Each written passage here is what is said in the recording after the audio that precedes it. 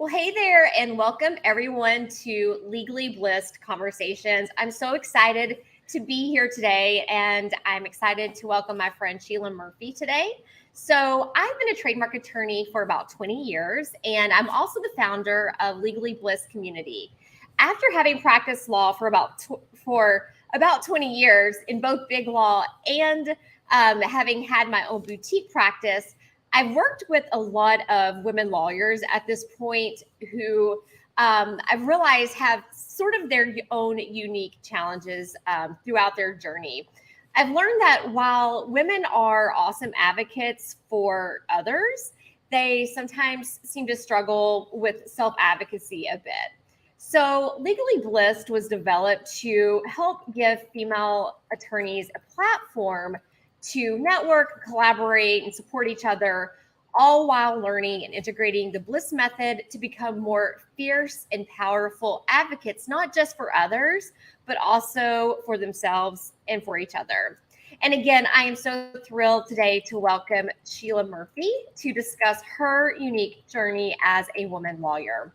So let me tell you all a little bit about Sheila. She is the CEO of Focus Forward Consulting, where she coaches her clients to make power moves that create forward momentum in their careers. As a certified coach, Sheila works with lawyers who want to become an unstoppable force in their careers. I've lost my notes about you, Sheila. That's okay. I'm happy to go right into the conversation. But I've got more stuff. There's more good bio stuff I want to do, and we'll get to your journey.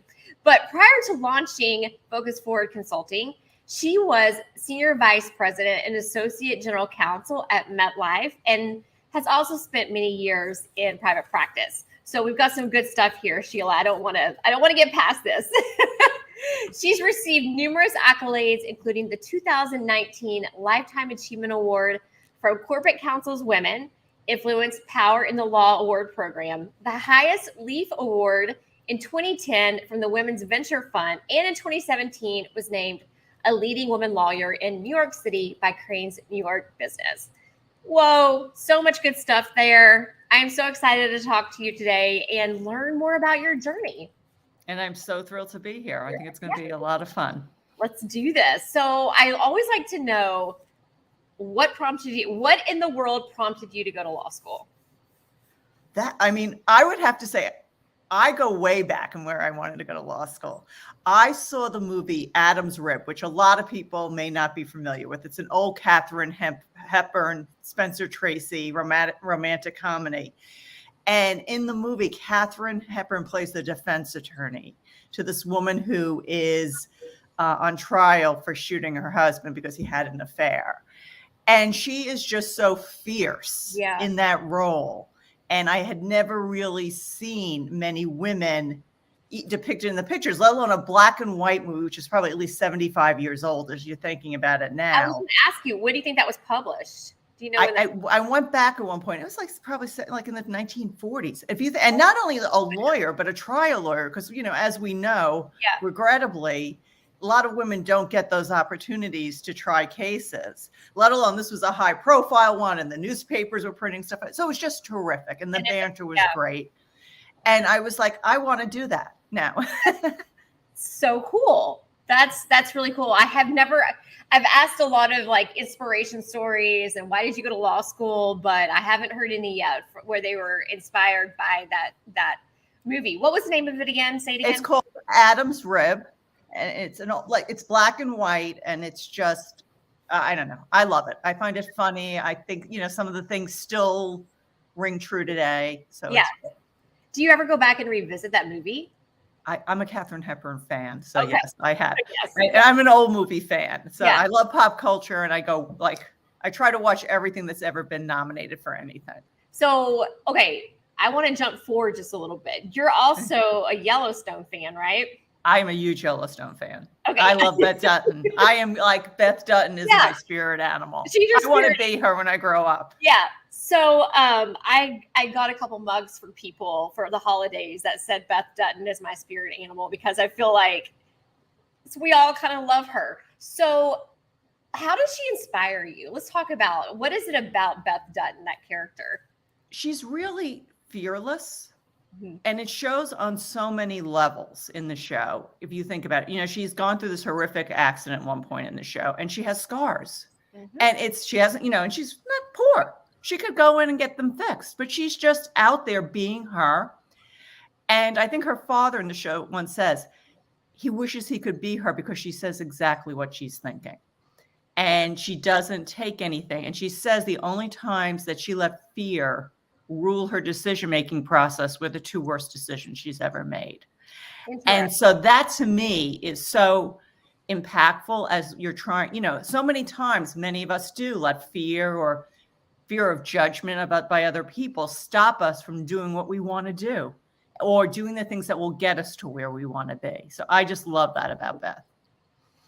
That's fascinating. I also I love her character, and I kind of wish I could be more like her. In some ways, I'm like, you're like, man, I want to be Beth Dutton when I grow up, right?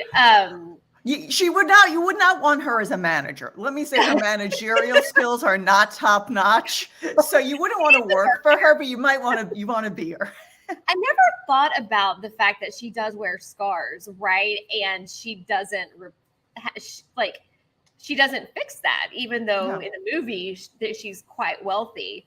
That's an interesting thing I never thought about. But one thing I've thought about her is how she has a huge heart, right? She loves her family. Would do anything to protect her father. No, and she does. And I think sometimes that gets downplayed. People forget the motivation behind everything she does. Yeah. And it really is about protecting herself, her family, and those who she loves. And she's very loyal, very loyal. Yeah. Probably to a fault again. A lot to be learned from her character, but maybe not leadership skills. So well, it's funny because as you're saying that, there's a line from actually Grey's Anatomy where Christine and Meredith Grey are talking.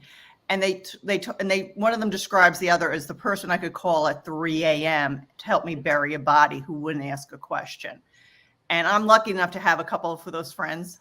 And so it really is important. Not that we've buried any bodies or anything. I don't need any investigations, but. I like this. Okay, we can just end the episode here. Sheila's advice is to surround yourself, or at least have a friend or two that would help you bury bodies at 3 a.m. and not ask any questions. So you ready to wrap up the episode today? Right. I think that says it all. And that's sort of the advice to go forward with to get what you want.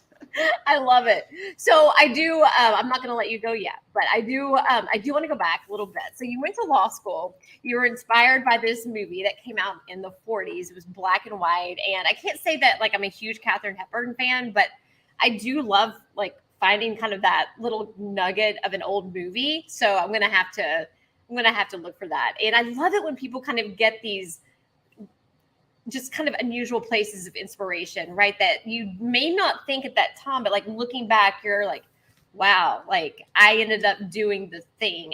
So let's go back to law school. Let's go. So you decided to go to law school. How was your experience? It's ironic because I talk about the fierceness of Beth and the Katherine Hepburn character. And I was the opposite. By the time I got to law school, I was really sort of keeping my voice down. And my goal was to be, as I put it, an ostrich attorney, someone who buried my head in the sand or on my desk, and that no one would talk to. I wouldn't have to, go to court or anything. And I would just do my job and be happy in this little dingy basement sort of place. And so that was really my law school experience. And I was also, like many people who are first generation, just clueless as to really what it's about. And so, hindsight's a wonderful thing.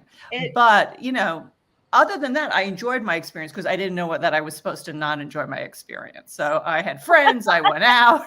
I didn't realize I was supposed to be really working very hard. Right? It's supposed to be miserable and magical, right? Yeah. So, but it wasn't. Yeah. So I took sort of the reverse thing, which eventually worked out okay. Maybe not so much in the beginning, but, but my philosophy was I was really going to be a corporate lawyer who just churned documents. And that was, didn't turn out that way, but that was sort of, and I didn't want to talk to people. I didn't want to speak in public. all sorts of things. Yeah. So let's talk about like how that journey evolved for you. You graduated from law school, and were you like, when did you start realizing that you were going to kind of evolve out of the ostrich lawyer position? Did that happen pretty quickly at a law school, or? No, I mean, I would say after law school, I had a jolt in that I showed up at my law firm where I had my nice corporate job, and I came in my suit, and I was all excited for my first day. Yeah. And the managing partner came out to meet me and to tell me they needed one more litigator, and the litigation group wanted me. And so like my heart sunk. I'm like, can I run out of here? My parents had helped pay for law school. They would kill me. So I ended up staying, but I felt like this imposter and fraud the entire time. And then luckily through my network, several years later, probably 6 years later, I got a position in-house, and I thought, oh, I can breathe. I'm in-house. I don't have to go to court.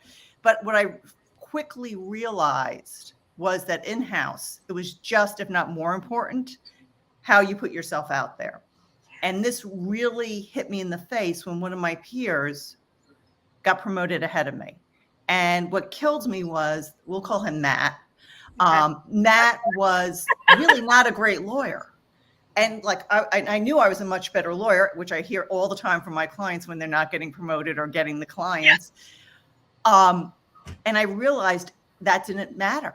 And that if I wanted to have an impact for my company and have them have the best representation possible, I needed to change something. So that was really what started me on my journey to sort of change how I was in the office, outside the office, and really make a concerted effort to sort of build a career. Okay. So and by the time, just to finish the story, by the time Matt left the company, he actually reported to me. So that was sort of, so it did work out. It worked out, right? So, okay, is this because you were more of a like kind of nose to the grindstone, get the work done kind of person, rather than being out there shaking hands, kissing babies, working in all the different departments, making yourself known? It was making myself known. It was also telling people what I was doing and what I was thinking. And, sometimes we keep that inside too, or what I'm capable for. And to get back to what you said earlier, that self-advocacy, saying what I wanted, what I was looking for. And, I would just add on, I thought that was such a beautiful point you made. And then to add on to that, I really think of self-advocacy as self-care. Because you're pushed down and you're not able to reach your potential of what you want, it does eat up at you, and it does take a burden on you as much as being burnt out and being this. You get frustrated and it's hard. So I really think people need to change, think of self-advocacy as self-care. I love that. I love like thinking of self-advocacy as, I think that there's different kind of pillars to it. For example, allowing yourself to take up space and also asking for what you want. And whenever you get complimented on something, I see this a lot, and I may or may not have done this, but you'd be like, oh no, Sally did most of this, or like just kind of shying away from it, right? Like rather or than not saying thank you. I appreciate it. And actually, I go back to college. I had that same thing where people would compliment me and I would say, it wasn't much, or it wasn't this. And my girlfriends took me out to a bar one night and gave me compliments all night. And every time I didn't say just thank you or that's great, I had to take a sip of my drink. Okay, so it cured me. I will say I got better at it. I don't have to say it cured me completely, but it did help. It pushed me along on the spectrum. You felt kind of bad the next day. Let's admit it. You were probably pretty hungover, but it made you more mindful of it. Right. It's not perhaps the way I would train someone to change certain behaviors today when I'm coaching them, but I have to say it wasn't totally ineffective. She doesn't do this at Focus Forward Coaching. No, it's if you're on a Zoom call with me, we're not going to have like a little cocktail and we don't think. You never know. No, okay, so you had this realization when you were in-house. You're like, okay, I really have to make myself known. Like, what does that mean to you? What did that look like? As you were still probably a young lawyer, right, at that point? I was trying to think of how long I was when that happened. Yeah, I was probably, young to beginning of mid career, I would say. And one of the things that really hit me around the same time was the importance of leadership in-house. Mm. And so it's not just your legal skills, but thinking about the company, thinking about the law department, how we could be better, and letting people know that there are a lot of great lawyers, but companies find it tougher, I would say, to find great leaders and people who have that big picture and think of themselves not just as a lawyer, but as someone who's in part a business owner. And so that was a huge change in my philosophy. And when I realized that, along with the networking and telling people what I'm doing, I realized having those bigger impacts led me to be considered to be a person of what we would call in-house high potential. And that when you're high potential, that opens up doors. Mm. So some doors were open for you. So, yes. Well, or I opened some doors might be better. You know what? You're right. You opened the doors, right? So let's talk about that. What did that look like for you in your career? I can think of one game-changing moment, which I was sitting in the entire legal affairs, which is more than the law department, was at a meeting with the general counsel. They called it a town hall. And he was talking about something that was really important to him, a strategic initiative that he wanted to launch. And he was looking for volunteers to work on it. And no one raised their hand. And I was sitting there, and I'm actually feeling bad for the guy at this point. And so I raised my hand. So I'm the first person to volunteer for this. Yeah. After I volunteered, every other person was much more senior than me who volunteered. So I was on this committee with very more senior folks. I was getting an opportunity to talk about my strategic thinking with these senior people who had influence, as well as the general counsel. I got to present in front of the company's executive group, all because I raised my hand at that moment. That one time. And once you have those relationships, people start to think about you that way, and it changes how you're thought of. You're no longer just that person who does the legal tasks. You're someone they can put on a strategic project and, run it successfully and get it to execution and be there with the more senior people. And so it really did. It changed everything for me. Yeah.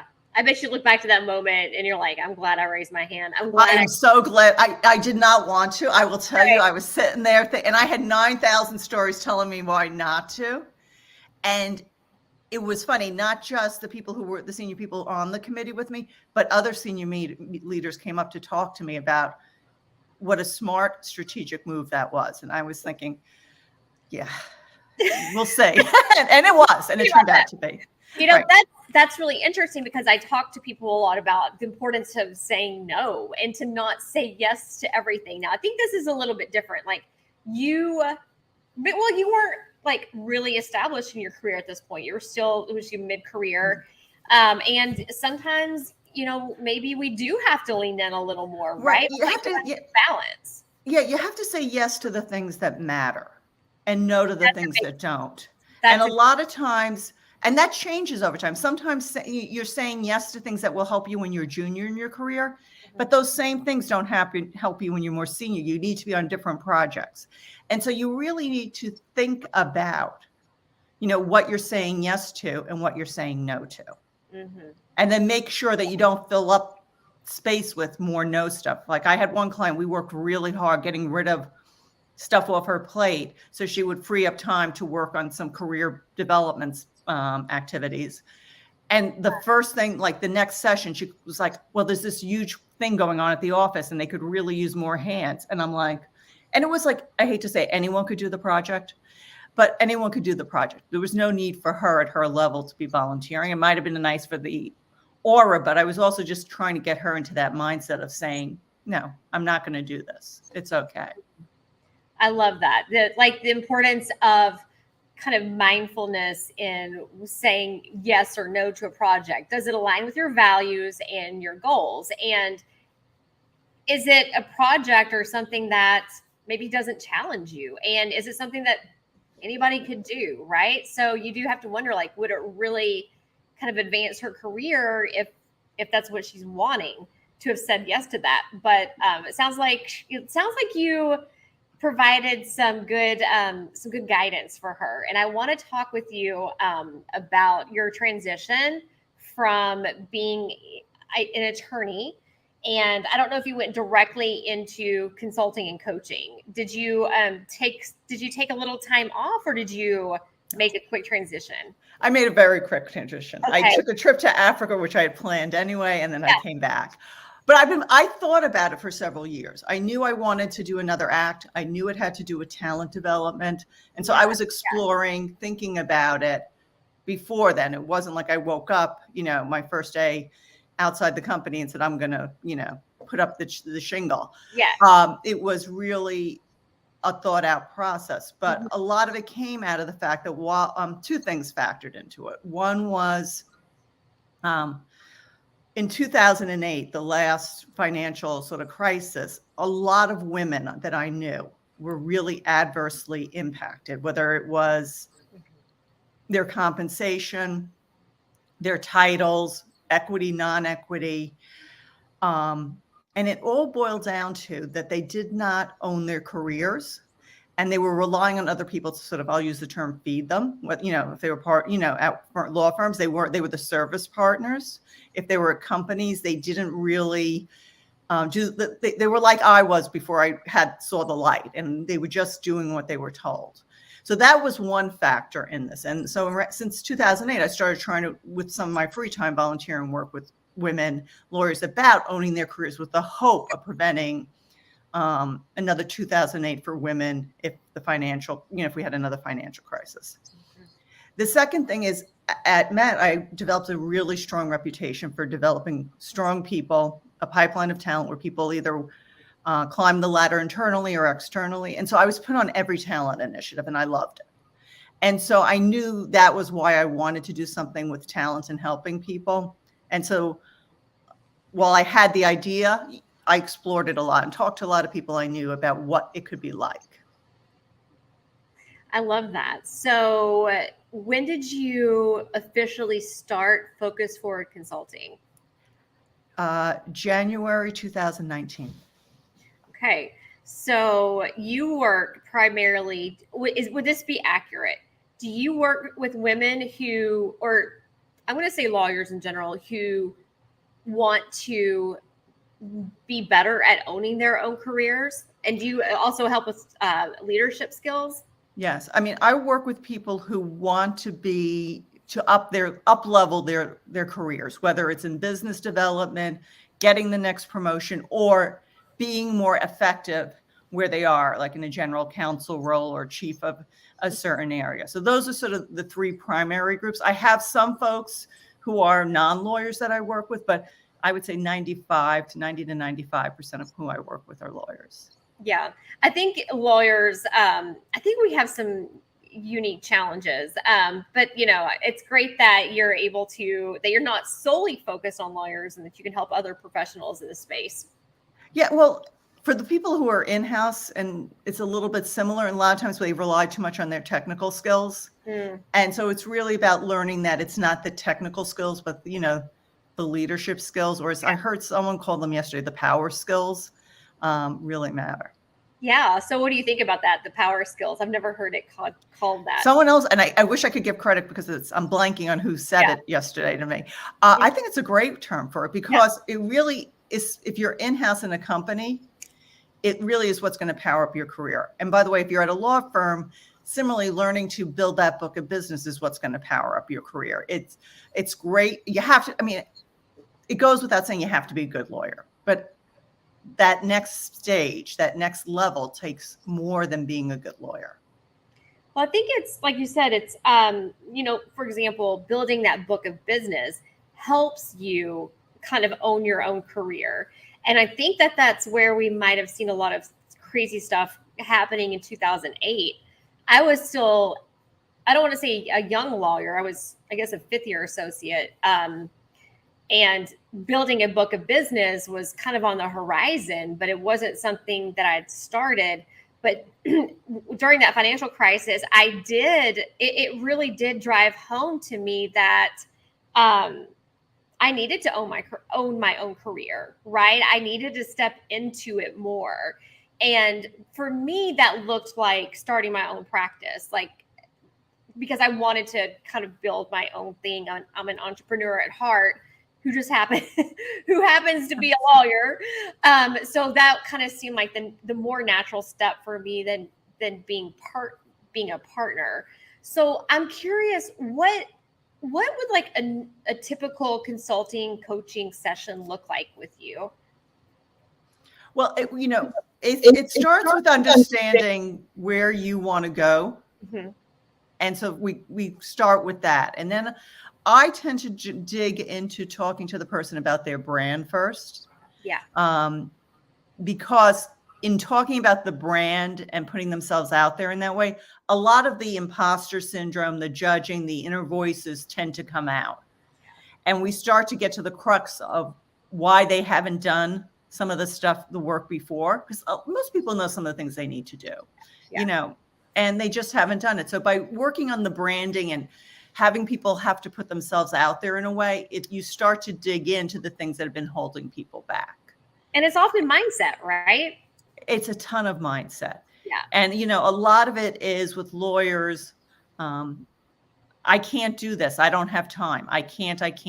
And it's really changing your mindset to realizing that that's a decision. So it's not as I can't, it's like, I won't. I'm not the victim of this. I'm making the decision to say I can't.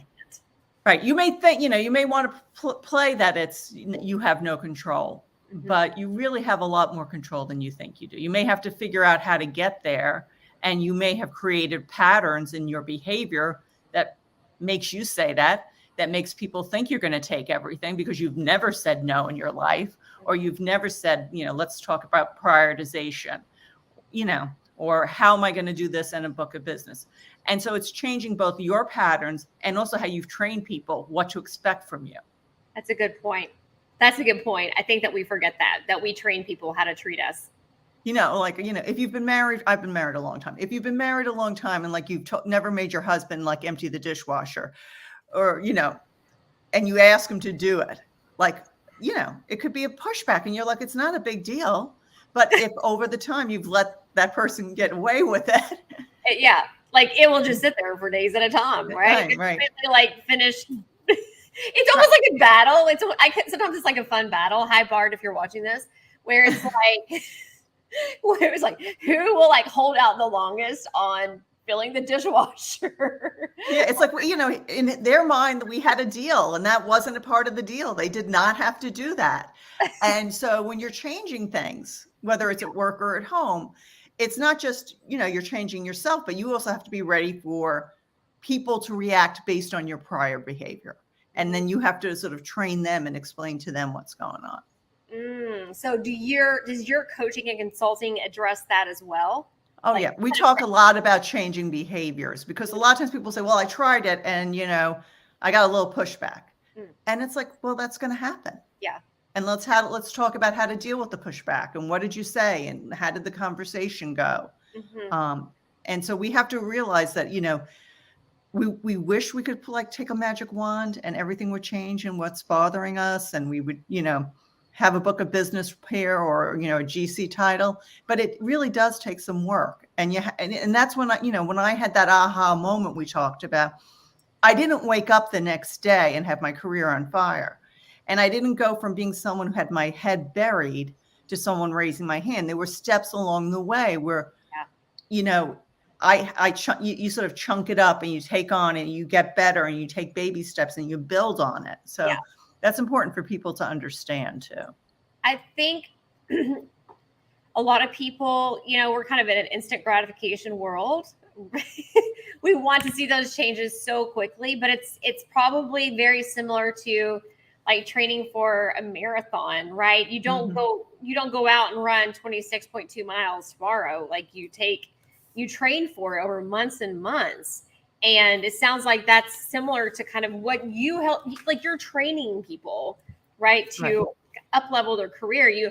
I'd asked you, what do you want people to know?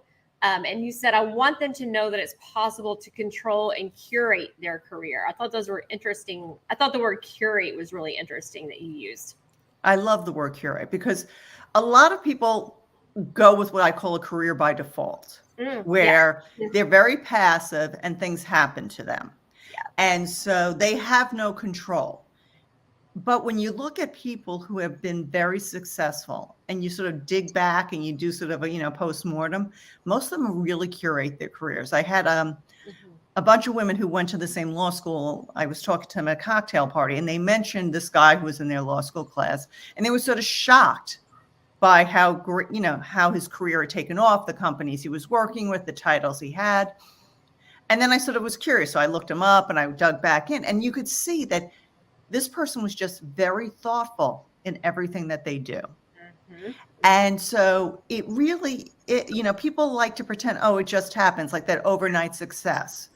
Nothing's overnight. People are actually doing things and being thoughtful. And if you're not, then you all of a sudden being put in a disadvantage. Right. You have to take proactive steps in your career rather than just letting it happen. Like, I think so many people do say, well, I kind of just ended up in law school and then I just kind of ended up in big law. Like, that didn't really happen, but you just kind of ended up, at a particular insurance defense firm. So it's sort of like they are passive in their careers. And I am going to take a wild guess here and say that women tend to be more passive in their careers. I think, I wouldn't say it's exclusively women, but I would say generally women. The idea of putting themselves out there. I hear more from women like, oh, my resume is too far gone. You're saying too many positive things. We got to tone it down. Same thing with the LinkedIn. And, so I think that, we think if we are good girls, someone will pat us on the head and give us the promotion or what we want. And that's not how it works. And we get very disappointed when it doesn't turn out the way we had hoped. Yeah. Do you use any Beth Dutton isms in any of your coaching or consulting to kind of help your clients be a little more active rather than passive?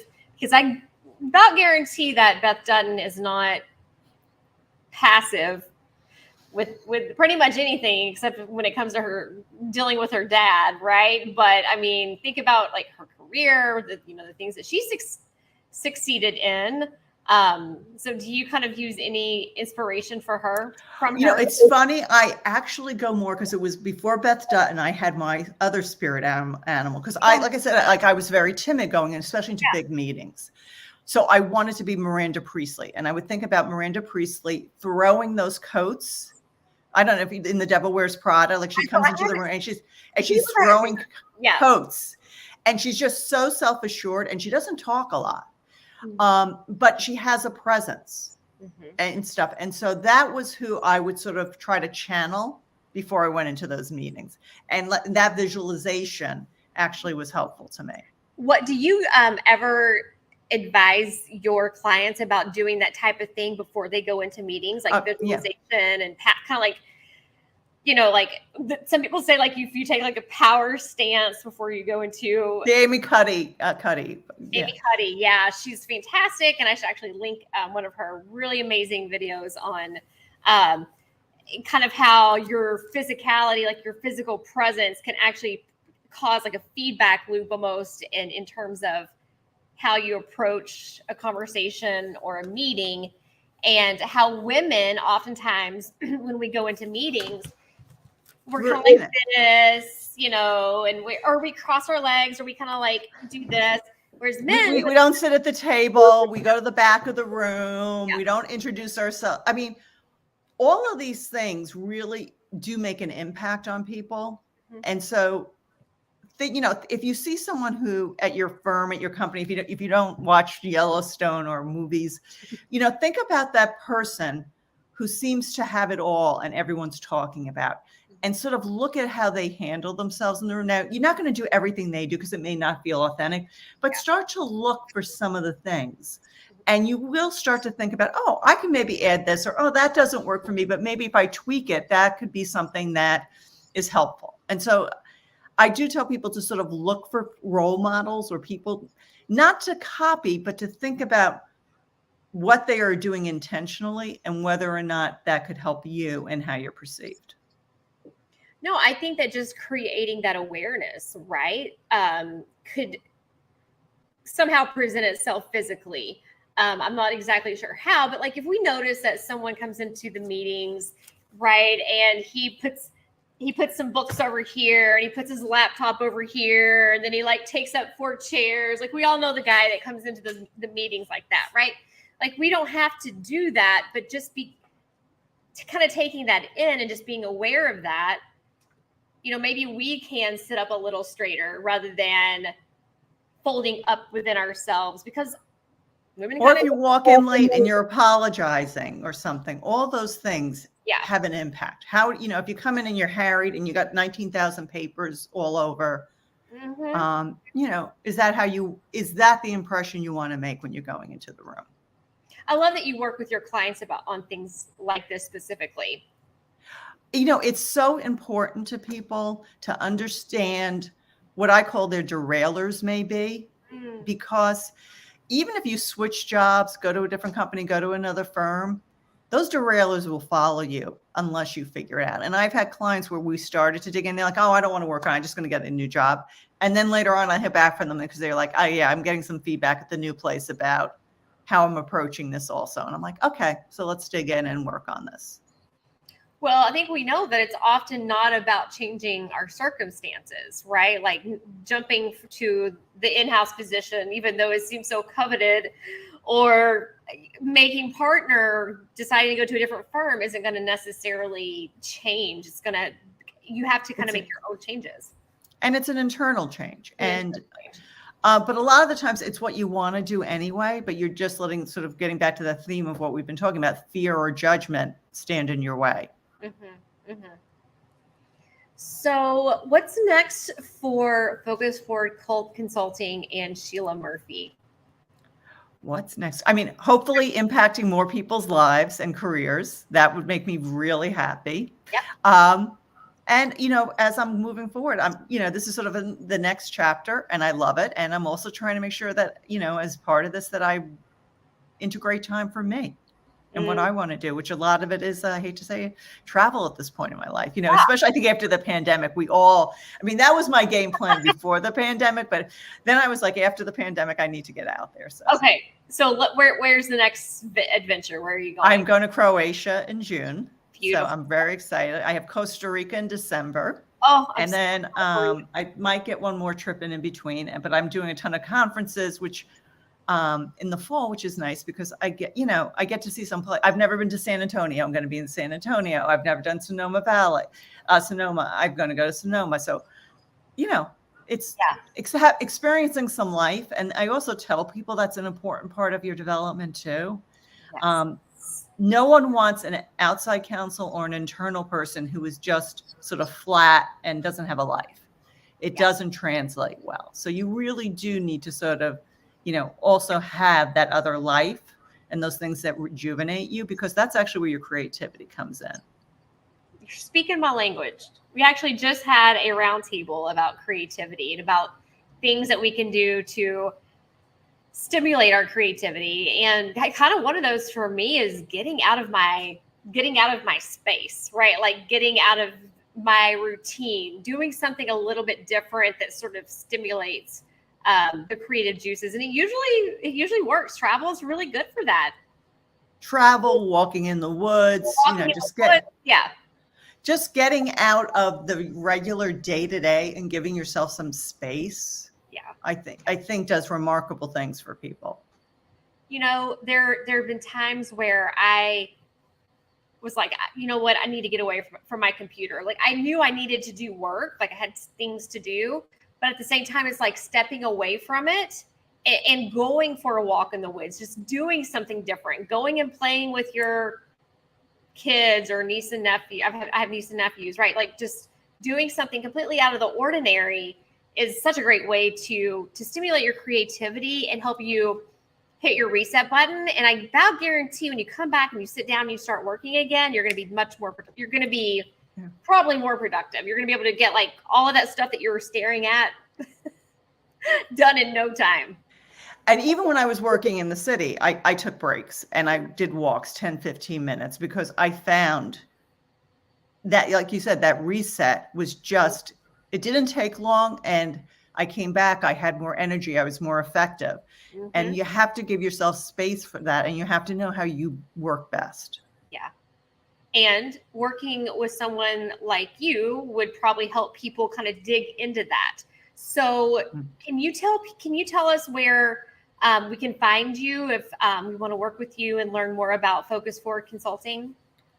You can reach out at my website where I have some downloads if you just want some guides, and it's www.focus-forward-consulting.com. Very lengthy. Or you can find me on LinkedIn, and it's Sheila Murphy/Focus Forward. So, both places are great. But, I advertise a lot of free webinars to give some people some insights and a lot of other free material. So if you could just leave everyone with one little Sheila gem of wisdom, primarily for our junior lawyers out there, what would you say? For the more junior lawyers, I would say really what it starts with now is just start building your network and getting comfortable asking for what you need. You don't have to ask for business. You don't have to be raising, but just start by building a good network, because no matter what industry you're in, the number one indicator for success is a strong network. So just start with that, laying that foundation today. And as you start to do that, you'll see opportunities develop, and then you can start working on some of the other things. So I think a lot of women tend to be very kind of, like I said earlier, like nose to the grindstone, right? Like, and they'll work late and maybe not go to the legal event. But you're saying, hey, like maybe A work is good enough. Maybe we don't have to do A+ work, and it's just as important to get out there and shake some hands and kiss babies and get to know the people that we work with. And networking doesn't necessarily have to be the conferences. And I'm a big person saying that's going to a conference, and networking starts afterwards when you're building the relationship. It can be things like getting 4 or 5 people together from your law school class. Yeah. Or if you worked at a company or a law firm, having a reunion for 5 or 6 people who like each other, and you have a dinner. And by the way, when you bring everyone together, it's more fun, and you're not having 5 separate dinners or drinks. So you're saving yourself time, which is so critical. So critical, and probably a little money, especially if you're going out in New York. So yeah, that's a very good point. I split my time between my place in Fire Island and New York, and I have to say, every time I go into New York, I'm like, oh my. I can't even imagine like how expensive everything is now. So I bet you're like, oh yeah. And then like after you've been out of kind of the scene for a while, and then you go back in. But yeah, so I'm doing both. But it's funny. As my husband says, I do haircut arbitrage by doing my haircut out here. Like. I still go to Louisville. I live in a small town in Kentucky, but I still go to Louisville to get my hair done. I can't break away from it. So so I get that. But Sheila, thank you so much for hanging out with me today. I love learning more about your story. You've left us with some incredible gems of wisdom, and thank you. Thank you so much for hanging out with me. And thank you for having me. It was a lot of fun. It's a lot of fun. Guys, if you enjoyed the show and you want to stay updated on future Legally Blissed Conversations content, make sure you hit the subscribe button. And thank you so much for hanging out with Sheila and I today, and we'll see you next time. Bye. Bye.